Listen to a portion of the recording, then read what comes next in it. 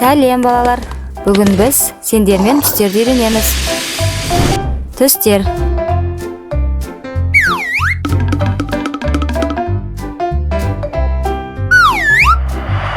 Сары, жасыл,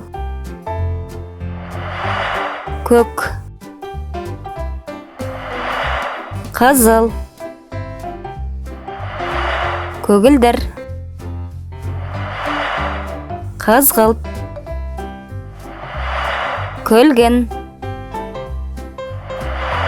қоңыр, қызғылт сары, сұр, қара, ақ,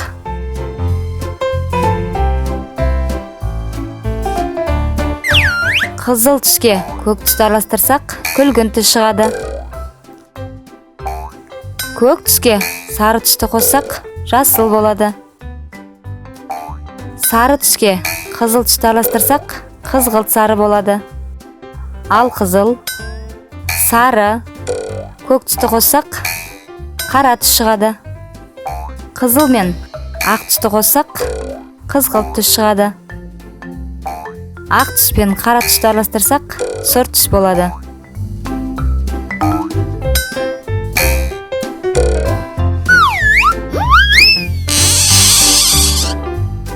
Қызыл, қызғылт сары, сары, жасыл, көк,